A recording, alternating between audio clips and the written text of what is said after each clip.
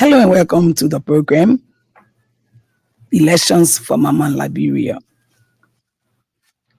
In today's edition of Elections for Mama Liberia, we are discussing Mama Liberia. Again, hello and welcome to the program. The program is a 1-hour radio program that supports women participation and inclusion in election.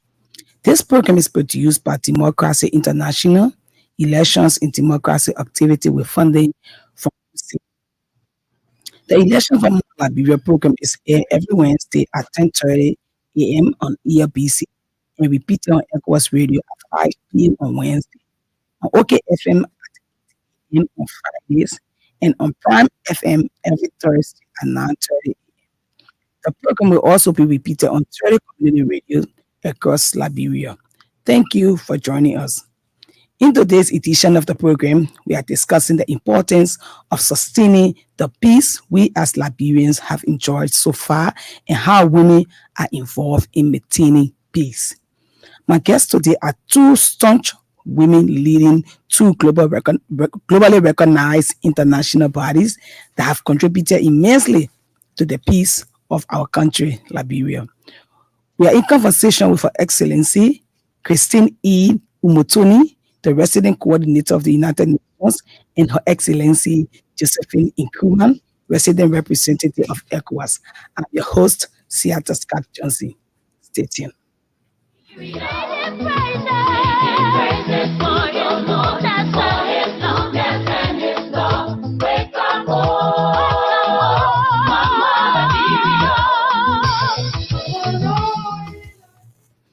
Welcome back. Women have always and will continue to provide leadership in governance here in Liberia, in Africa, and globally.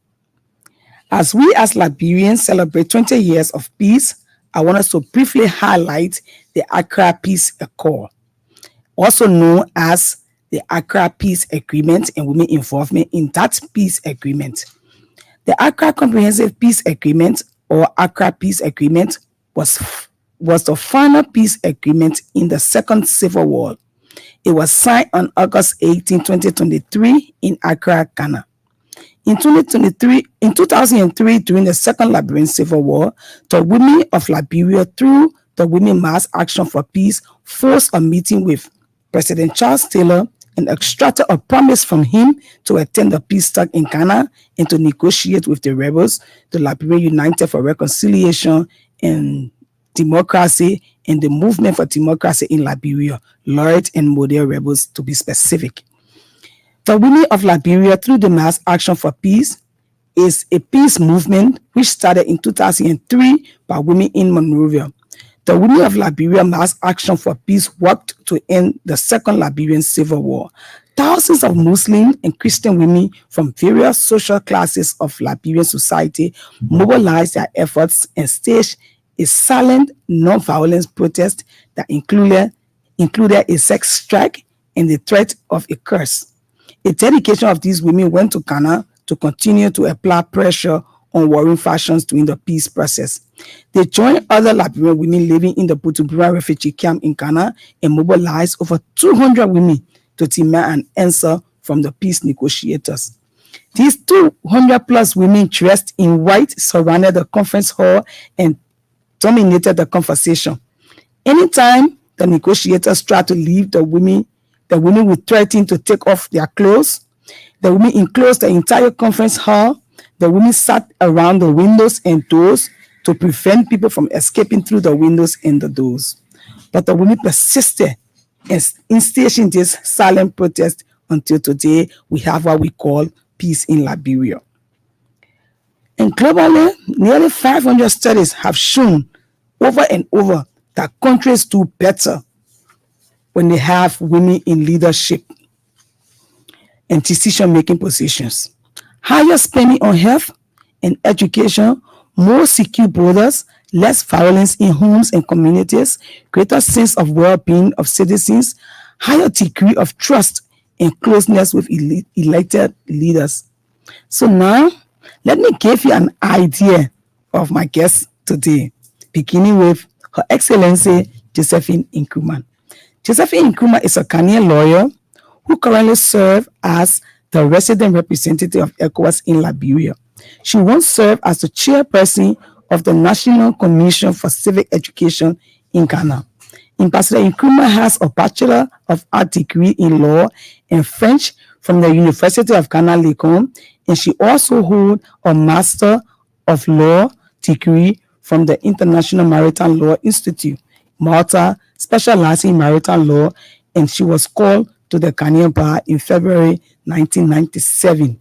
Again, Ambassador Nkrumah currently serves as the resident coordinator of ECOWAS in Liberia, and we all know ECOWAS has played a leading role in assessing and assisting the National Election Commission, and is all currently working with the government of Liberia on violence prevention through the early warning, early response mechanism.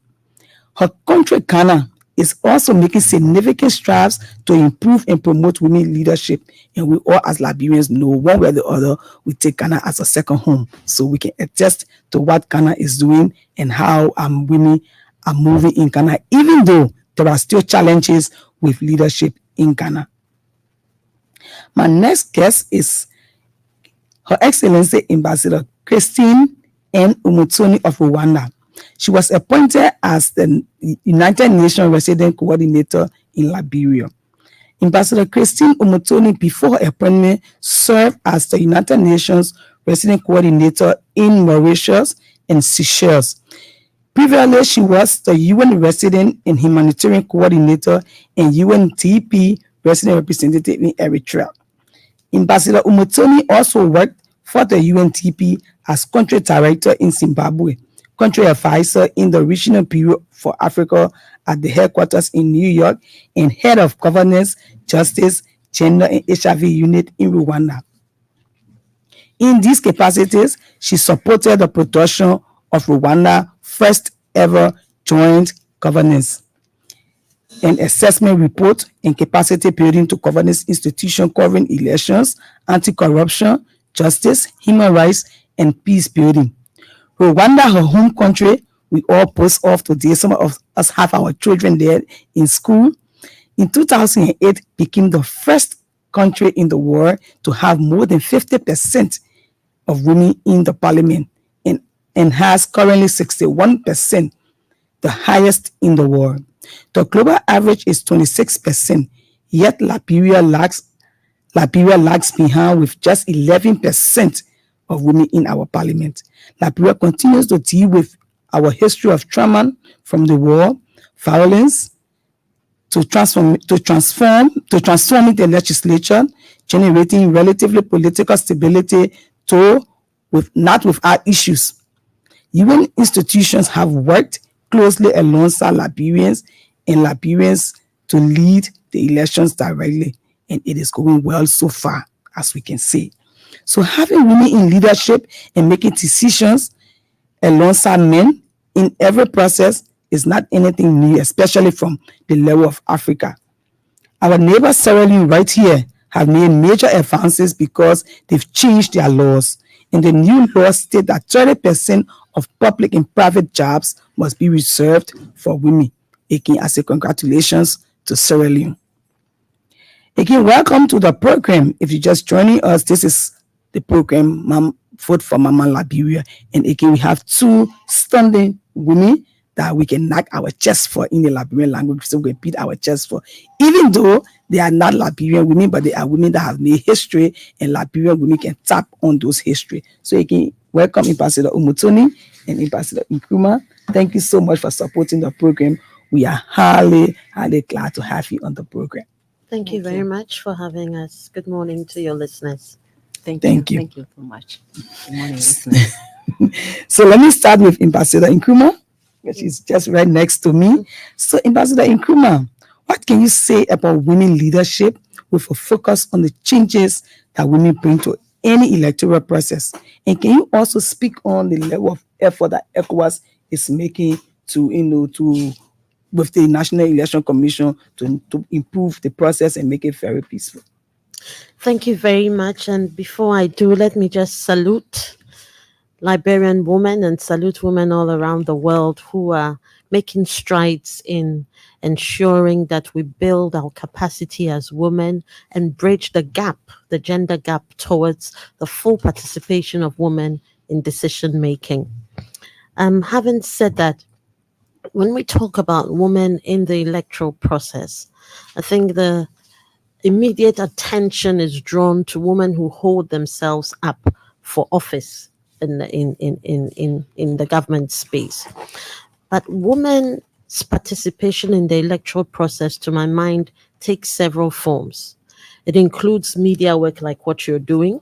It includes women who are voters. It includes women who run CSOs. It includes women who work in the elections management bodies. It includes women who are at home. So the entire spectrum of the electoral process, women have a role to play. In some of these segments of the spectrum, you would find that there are no real obstacles to the role that women can play. But significantly, when it comes to issues around the rights to vote, the right to stand for elections, that is when we see a pronouncement of the obstacles that women face, be it cultural, be it economic, be it even social.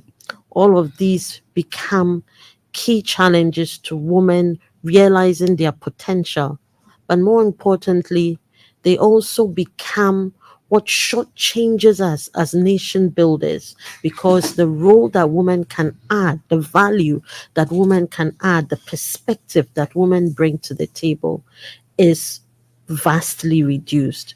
And so women can play this role in the electoral process, but it demands also that the advocacy around building the capacity of women, the advocacy around policies that allow women or provide a net where women can fill is really and truly adhered to. And whilst some make the proposition, especially for political parties, that women cannot be seen, women should, hold themselves up just as men do when it comes to standing for office.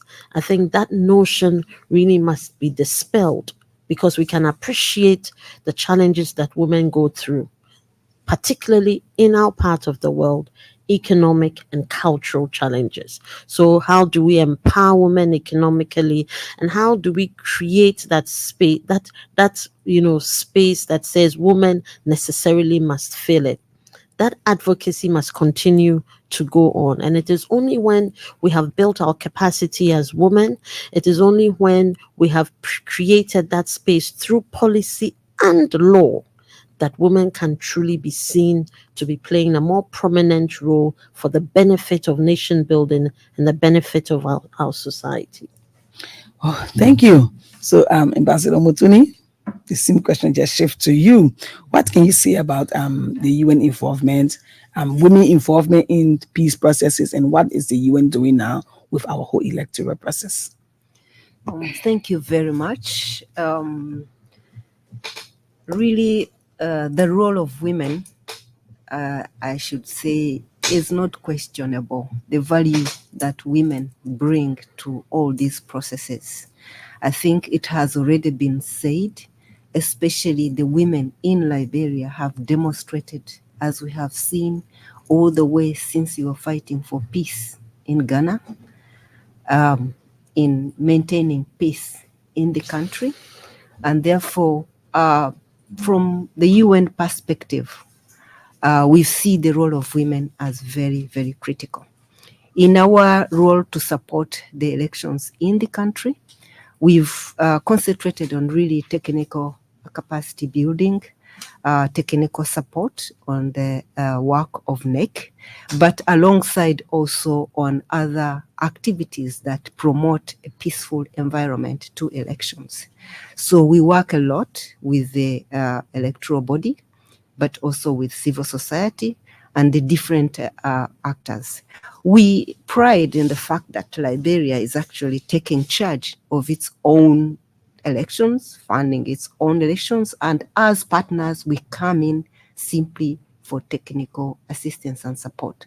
So through this support, we've advocated a lot on inclusion, women inclusion in the entire process, because we believe that women play a key role in the democracy of their own country. They have a right to stand as people who want to represent their country, really as political aspirants. They have a role to play as voters. They have a role to play in all the work that is related on elections. So really, our work here, especially that we know that this election is really, really fully owned and done by the Liberians. Ours is to support the process. We are promoting an environment that is violent-free. That's why we supported the Farmington River Declaration when it was being done together with ECOWAS. Actually, our two, the heads of organizations were here. The deputy representative of the Secretary General witnessed, and the chair of ECOWAS witnessed. To us, it's a very strong instrument that all parties must abide by to the letter. It includes messages around people ensuring that everything is done peacefully. Even if there is a misunderstanding, it should go to court. It includes a section around avoiding gender-based violence. And, all things that have to be done, that this election is credible, transparent, and peaceful. So really, I should say that the UN is supporting in that two track, the technical assistance for the elections management, and then the environment around the elections being peaceful. Everything in that we are supporting. Thank you. Let me just say thank you to the UN and ECOWAS for all the support you continue to give Liberia. Ambassador Nkrumah mentioned the issue of policy. You mentioned the Farmington Declaration and the technical support you've given. And I know these are not something that started overnight.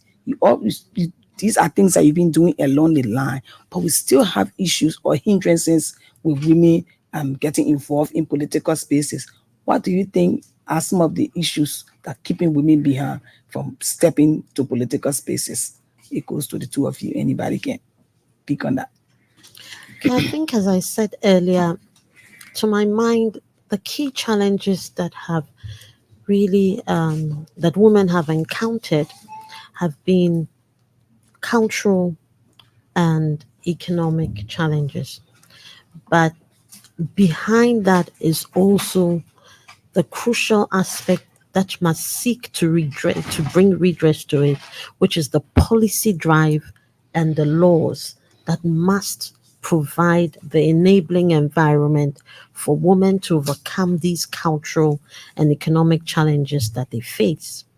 And as we continue to work with Liberia as international partners, you're all aware that a few months ago, there was a lot of conversation around the amendment of our electoral laws, and that included key aspects of a gender quota for women. That was driven by a lot of debate on the floor of the legislature. It was also driven by a lot of back channel diplomacy and advocacy, not just by international partners, but more important, by the civil society organizations who are focused on women's empowerment and women's rights here in Liberia. That law did not see the light of day. And in spite of that, we were thrilled when political parties then said, we have voluntarily, by an MOU with NEC, agreed that in spite of the fact that the law didn't pass, we would stand as parties and field a minimum of 30% of our candidates as women in order to overcome that Challenges. deficit in the law. Unfortunately, by the time parties were registering their candidates, we saw barely 15% of women candidacy or women being fielded by political parties. So there's the aspect of policy and law, which is preventing or is not enabling women from standing as political leaders or political representatives of the people of Liberia.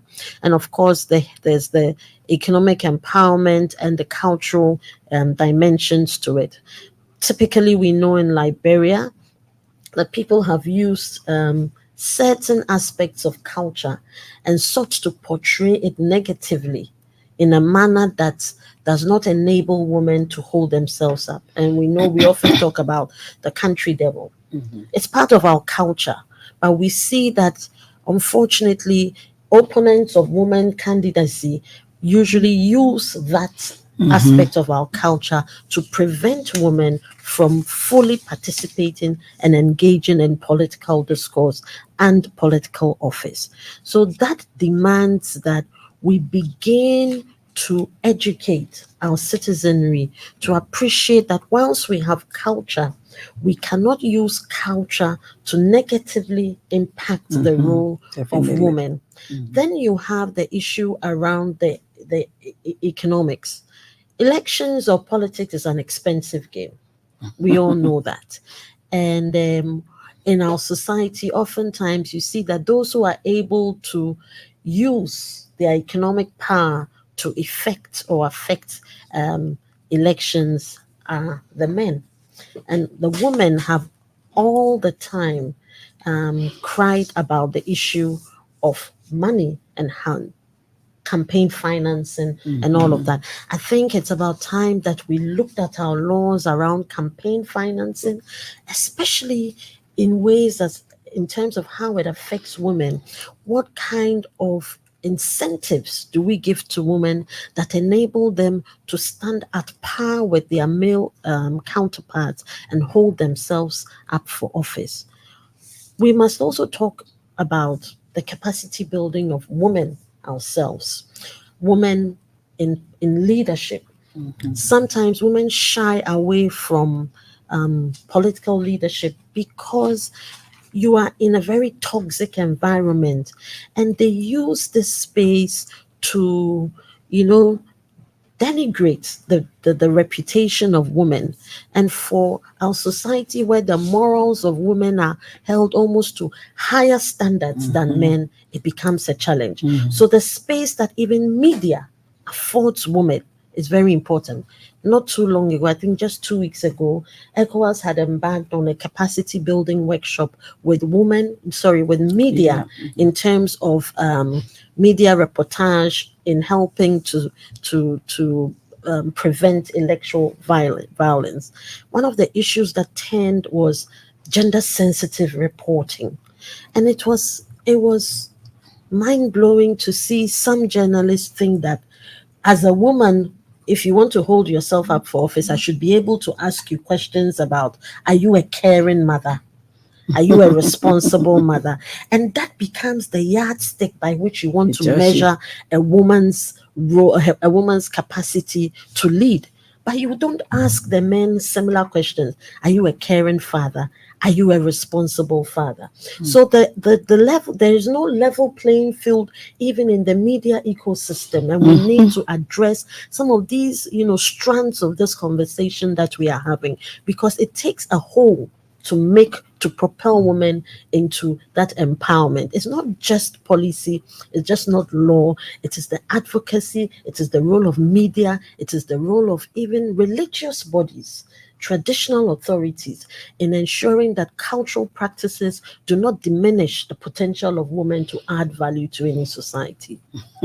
So, before I get to use Ambassador Mutuni, she mentioned the issues of the different cultural challenges, and I know Rwanda is an African country. How did you manage, with everything around, and you are, excelling like that with women in your parliament and everything? Can you just share the tricks? Okay, so anyway, first of all, I think even recently there was a conference in Rwanda. It was called Women Deliver. Yeah, Women Deliver. Yeah. And many women leaders attended that meeting, but it was also a forum to see what works, how did it work, and how can the rest of the world understand that actually women do deliver. So for me, sitting here in Liberia, I don't even understand where the biases come from, or where the lack of political will, because I call it lack of political will, not involving women in leadership or positioning them where they must be as equal partners in society. I call it lack of political will. I don't see where it comes from in Liberia, because Liberia has the first woman president on the continent who gave us a lot of pride, who performed, and it was a yardstick. Liberian women delivered the peace to this country. Liberian women managed the society during conflict, the informal trade, the caring, the work. It is the backbone of the entire society is actually on women. So the way you turn around and want to call it that there is incapacity or there is this culture, where was the cultural biases when the women were at the doors in Ghana demanding for peace and all this? So anyway, turning it around, I know that Rwanda itself is not totally perfect, but there is a lot that has happened. And I should say that, yeah, we also recognize those cultural biases, the stereotypes, the fact that parties are dominated by men, the issues of financing, the electoral systems, the legal frameworks, the violence. We've gone through all that. But I think what I should say is that, freedom is never handed on a silver plate. It's assumed.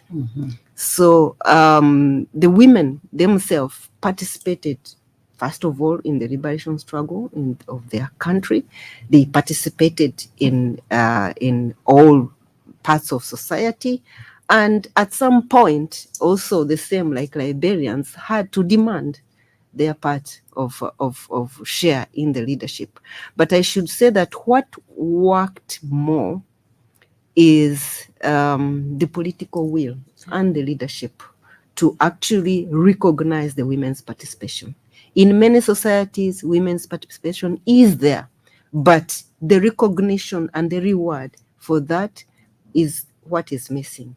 But also, I should say, the law helped, because already in the Rwandan constitution, it says that 30% of all leadership positions must be held by women. And the way the constitution was negotiated, it was by women and men. Women had to work with men to push through this. But once it was done, then it was followed by the letter. For example, when I was in my own government, like I was Rwandan ambassador to Belgium, but even appointing ambassadors, the president will sit and say, I see the list, but there is no 30%. I will be unconstitutional if I don't do that. But another thing that helped also is the affirmative action, the quota system.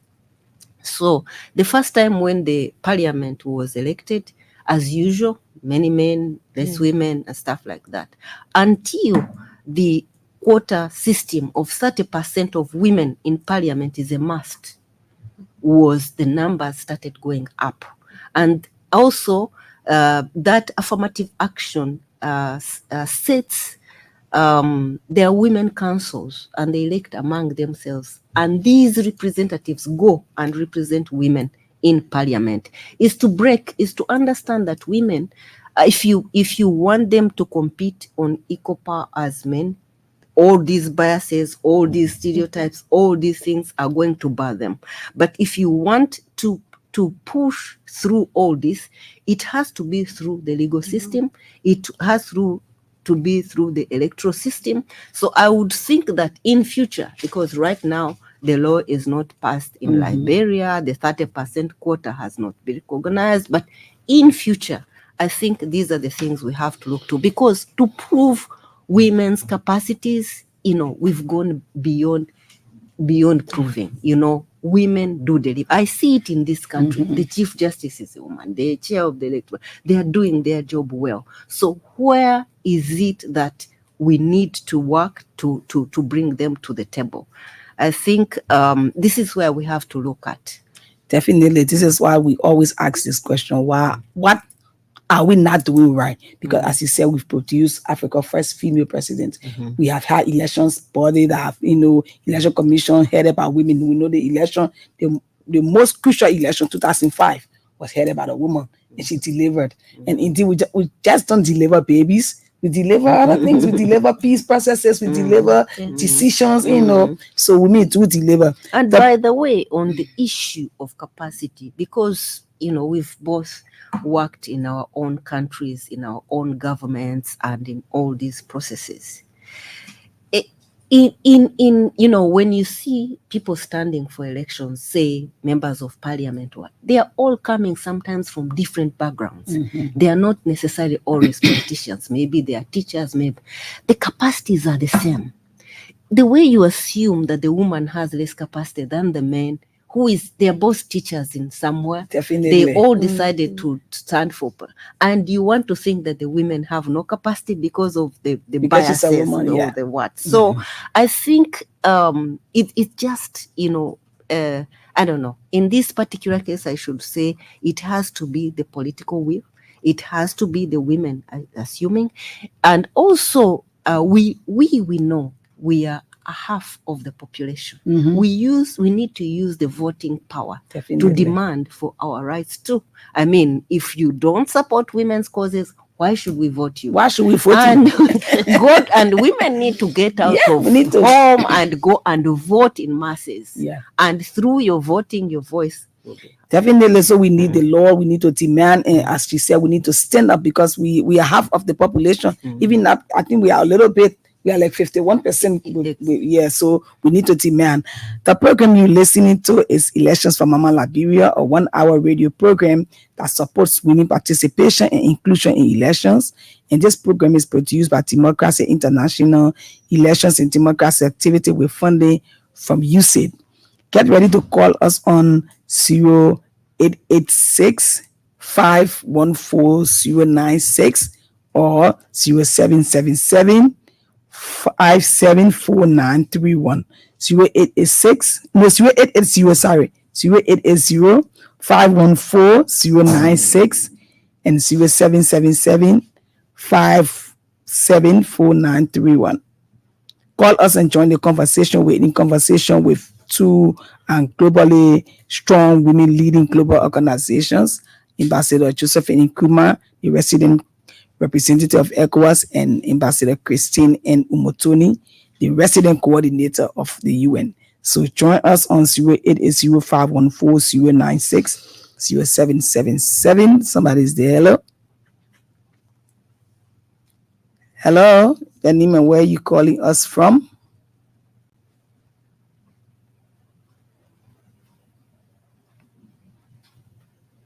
Okay. So we didn't get our caller. While we are waiting caller, we'll go straight to our skit as we allow callers to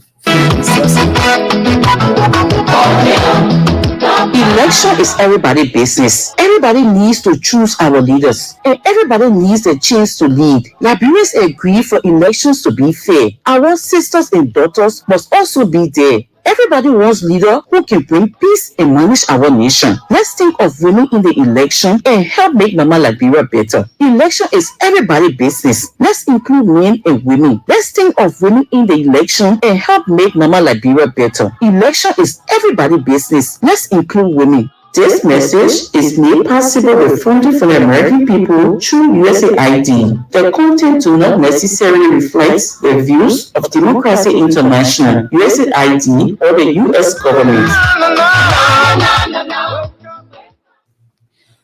So we have a caller on the line. Hello, and where are you calling from? Yes, good morning. This is Ezekiel Desmond Cholo, do join you from River G County, Liberia. Okay, Ezekiel, we listening. You make a contribution. Yes, I must appreciate you for the expose, and then I want for every woman to take advantage. But I pray and hopeful that this will be decentralized. That's my contribution this morning. Okay, thank you, Ezekiel. Thank you for calling. Okay. Do we have another caller? Let's take another skip. So how do we decentralize it? Election is everybody's business. Everybody needs to choose our leaders, and everybody needs a chance to lead. Liberians agree for elections to be fair. Our sisters and daughters must also be there. Everybody wants leader who can bring peace and manage our nation. Let's think of women in the election and help make Mama Liberia better. Election is everybody's business. Let's include men and women. Let's think of women in the election and help make Mama Liberia better. Election is everybody's business. Let's include women. This message is made possible with funding for the American people through USAID. The content do not necessarily reflect the views of Democracy International, USAID, or the US government. Bena ponende wono amunija wolo wote election na kine kuna nga wolo abowera urubaro ofa ekre wolo yo na kine kuna munde do munde kao munde jo munde to na kine kuna kuna nga wolo ebibri agbana urubaro ofa ekre wolo ba kulomo enyiri tari e wolo abike kinyunu ekan urfa kala wolo enyiri wolo wote futa election nga eba labia eta wolo eka etwe election esla wolo na kine kuna ejije enyiro agbe eta kine kuna na wolo ebere neme nga lapia etawolo ebere elabia etavi eke ede anana nyuno wosi ewo won etiri wolo inesabo nga wolo tonfo woton USAID na wolo tonfo Democracy International USAID na kunje egometi.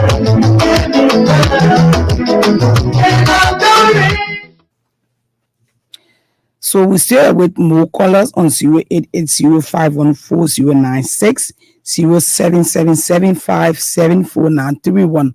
While we are with our callers, let me also ask, what are your thoughts on the elections in Liberia, looking at the need for everyone to participate? I mean, the election of inclusion, what are your thoughts as you work with the Election Commission? Well, I think that Liberia has come a long way, as you said, since we signed the Comprehensive Peace Accord in 2003. And that really ushered in the current democratic dispensation that Liberia practices. During that time and up until now, we've had immense support from international partners, and specifically we had immense support from UNMIL. UNMIL departed a little over 5 years ago, and during that time, Liberia has held a by-election and a senatorial election as well. But we are also in a new dimension of elections, where Liberia will be conducting its general and presidential elections. This takes it onto a new level of how the electoral process is managed. I think we must firstly commend the government of Liberia for funding elections for 2023.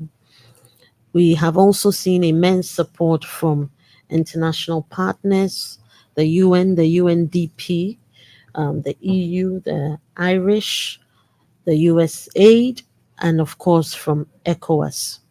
What is it that we see? We do see that we have achieved some milestones, but we also recognize that there are challenges that we continue to face.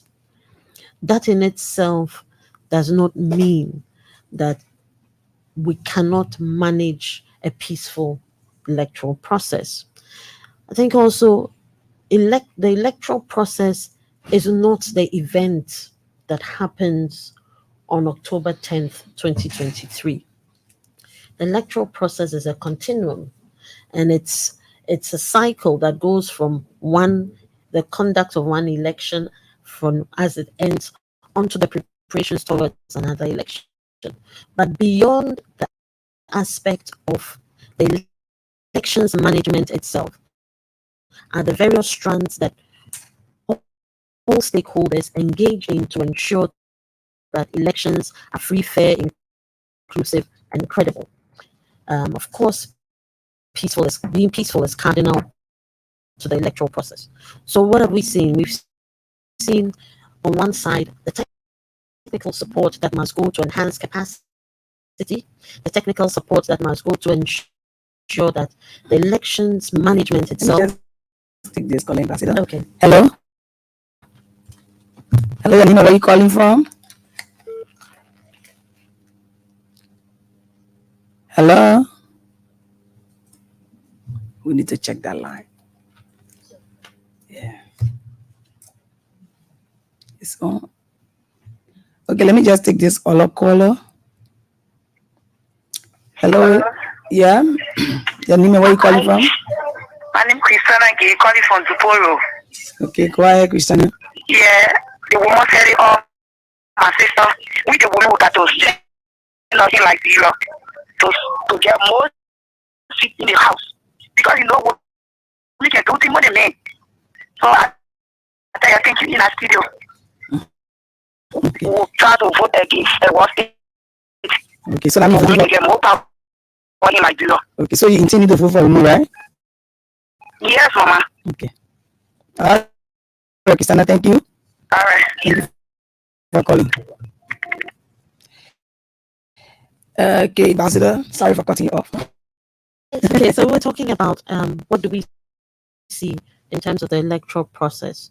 So as I said, we see two main aspects of it: the elections management proper, and then the electoral environment, so to speak, which means that all of us play a role in there. Elections management, largely managed by the National Elections Commission as the constituted and mandated body to organize elections. And then, of course, we have the electoral environment. That includes you and I, the roles that we have to play as citizens in complementing elections management. So when the National Elections Management Body says go out to vote, go out to register, you register once. Okay. Let me just take this call. Yeah, good morning. Yeah, good morning. How you coming on? We're doing good. Yanina, where are you calling from? Okay, I'm very good. I was calling from Joseph Community, African City River G. Okay, Wellington, go ahead. Let me appreciate the ambassador in studio this morning for the nice messages to us. It is good, you know, women participation. For me in this country, I prefer women participation. But it just happened that some of us, you know, we tired sometimes running just campaign for me. At the end of the day, we go to the same point that we don't want to go to. And so I want to appreciate asking that maybe the process be decentralized in the various communities so that everybody can benefit, at least to empower the women to be able to stand Okay. when it comes to leadership. Thank you very much. All right, Wellington, are you considering to vote for me in this election? Yeah. It's just that maybe like for where the district are in, no woman here, no woman coming out in the process, and so it is a regret for some of us. But however, we pray that the next time we have a woman leader in the process. All right, Wellington, thank you. Thank you. Yes, so as I was saying, so there's the other side of it where every Liberian ought to play a part in. But to just contextualize this within the conversation that we are having and then zone it into the role of women. As my sister Christine said earlier, we've seen strong Liberian women. We continue to see strong Liberian women. Even for the women who are holding themselves up for office, when you meet them, the passion, the drive, you see they mean well for their country, they mean well to lead. And it really is gratifying to see these kinds of women hold themselves up for office. We want to see more of that because the role of, or the history of Liberia as we know it, this modern history of Liberia, let's say post-conflict, you cannot tell, during and post-conflict, you cannot tell the history of Liberia without the pivotal role of women. We cannot at all take away from the fact that women have played a role. So women must continue in that same spirit of passion to serve, passion to see Liberia move from one development point to another. That aspect of women, where we know that when women are in leadership, you see the actual dividends of democracy. What are the dividends of democracy? How the exploitation of our resources is used for the benefit of society.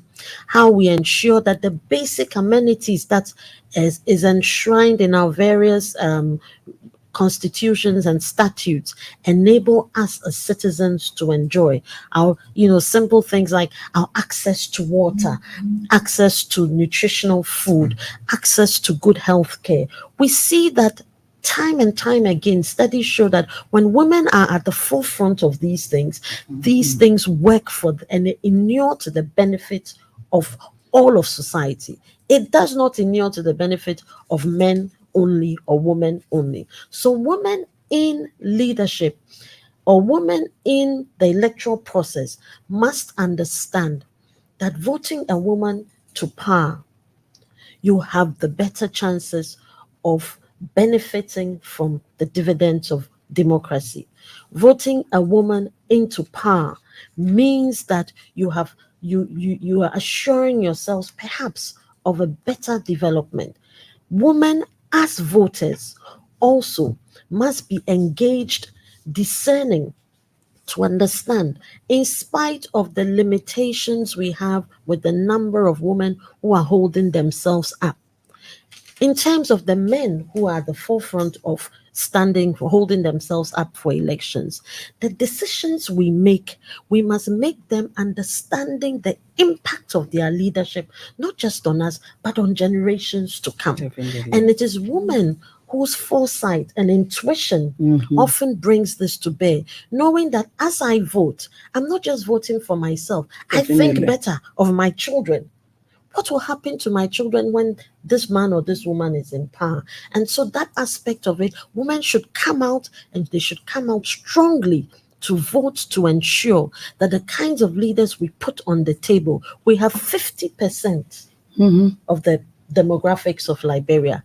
And in terms of the eligible voters, it is about the same Yeah. percentage. Yeah, And we 51. must leverage on that to ensure that we come out and don't leave it only for the men to make those decisions. Remember at the beginning, I said when it comes to women in the electoral process, we play different roles. So as voters, we have that critical role to play. And to the women who are holding themselves up in office, this is really a time for them to showcase the capacity and strength of women that we know that Liberian women have. It is a time for them to be even more resilient in the face of their challenges and to really portray and exhibit to the Liberian voters and electorate that they have everything it takes to lead. We don't want to see women in the negative aspects of campaigning, of using vituperative language. And I dare say that in this particular electoral process, I have not heard that women really have been in that space of doing or making utterances that jeopardize the peace of our nation. No. That in itself tells Tells you, yeah. that women leaders think beyond differently, just yeah. the power. They want to hold a nation together. They are nation builders at the core of everything that they do. Thank you. Thank you so much. Ambassador? Yeah, thank you very much. I like that point. Women are nation builders. And we've seen women leaders in this country, the president, who was the first woman president, the VP or the speaker, and all those, and others at the local leadership. We followed when Ebola was here, when COVID was here, the role of women. And of course, we've talked about the role of women in peace building. And we know, I feel it, like all those meetings we've had, that even when we were celebrating the anniversary of the Accra Peace Accord, the number of women in that hall, the passion, you can feel that even now they are ready to defend the peace of this country. So coming to the elections, you wanted us to speak about what we feel about the elections coming. I should say that the elections is really the heartbeat of the country, the understanding of how the country is breathing. And I think it is the measure, Liberia now is at a critical moment where we're going to measure the maturity of the democracy in this country through these elections. And as already been said, it's not only on the day of elections, but the entire process, how it has been. So looking at things, we need to understand that we need to really understand that whatever is, the right to vote, the right to find leadership, the entire governance of the country is the heart or the center of prosperity for a country. If we cannot do this right, or if we cannot get women, all populations involved, it's a litmus test on where the country is going. Because if we cannot get it right, we will not achieve the SDGs. We are not only talking about the SDG 5 of gender equality, but all the SDGs. And we talk about examples. You asked me about Rwanda. I can tell you that the moment that women got involved at critical numbers, then we managed to see reconciliation in our country that had been broken by war, because women go cross parties and they look at society issues and they look. So the country was able to hold together, because it was not about you are from this part or this party, but from what is the common denominator of what our country needs. And also, it's when the women were more in parliament that we saw many changes, many legal reforms, many things that speak to our country. You can directly link to the number of women in leadership and participation in communities, the same graph to the development of the country. But it is only economic sense. You cannot leave behind 50% of your population and want to develop as if you're having 100% of the population. So the leadership saw the economics in the issue, the common sense in the issue, the value that the women bring to the table, and forgot about, political gymnastics and look at the development of the country. So back to the elections then, I see that, the country is, what I'm seeing from the technical point of view, the preparations for the elections are going well, and planning for the actual management of the elections, and also very important management of the results and the post-elections, all these things. But once you put the people at the center, once you put all these issues that we are bringing at the center, once you want to see Liberia from level A to B, then the critical mass will understand that the most important thing is to go cast your vote.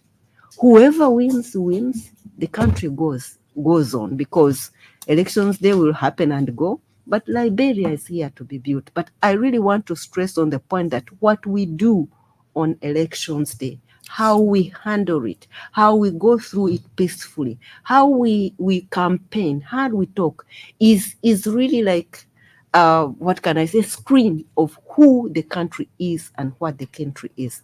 And definitely involving men and women, youth, the disabled, in an inclusive elections can only be the best elections that will happen. Thank you. So I can take that as your party. And then, Ambassador, get anything else to squeeze in? You got less than 1 minute. I think firstly, let us understand that elections is not the end of anything. Okay. It is a continuum of the democratic journey. It's a continuum of the development agenda of a country. Elections is just a contestation of ideas. And it's important to state that political aspirants do not have a right to rule.